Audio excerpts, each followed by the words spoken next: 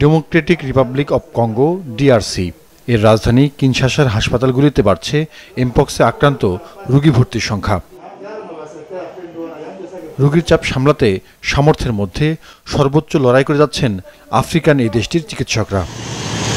কঙ্গোর প্রতিবেশী আফ্রিকান দেশগুলোতে এমপক্স ছড়িয়ে পড়া ঠেকাতে গত আগস্টের শুরুতে বৈশ্বিক জরুরি অবস্থা ঘোষণা করে বিশ্ব স্বাস্থ্য সংস্থা।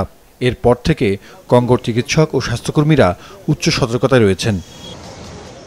এমপক্স একসময় মাঙ্কিপক্স নামে পরিচিত ছিল। এই ভাইরাসে সংক্রমিত অনেকের অবস্থা এখন গুরুতর। চিকিৎসকরা বলছেন, এমপক্স কিভাবে যৌনাঙ্গের ক্ষত সৃষ্টি করছে সেদিকে মনোযোগ না দিলে গুরুতর জটিলতা হতে পারে। আমরা আগেই বলেছি, এমপক্স কিছু জটিলতা সৃষ্টি করতে পারে।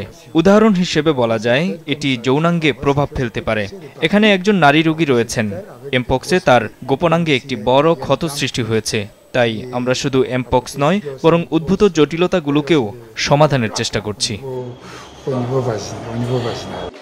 এদিকে বিশ্ব স্বাস্থ্য সংস্থা ঘোষণা করেছে, এমপক্সের একটি নতুন ধরন বা স্ট্রেনকে মোকাবিলা করতে তারা আন্তরিক। কঙ্গোতে এমপক্স ভ্যাকসিন সরবরাহের আশা তাদের, যা সংগ্রহ করা হবে ধনী দেশগুলোর কাছ থেকে। বিশ্ব স্বাস্থ্য সংস্থার কর্মকর্তারা জানাচ্ছেন, ইউরোপীয় কমিশন এবং ডেনিস ভ্যাকসিন প্রস্তুতকারক ব্যাভারিয়ান নর্ডিক এতে সহায়তার হাত বাড়িয়েছে। তাদের কাছ থেকে পাওয়া যেতে পারে 2,30,000-এর বেশি ডোজ।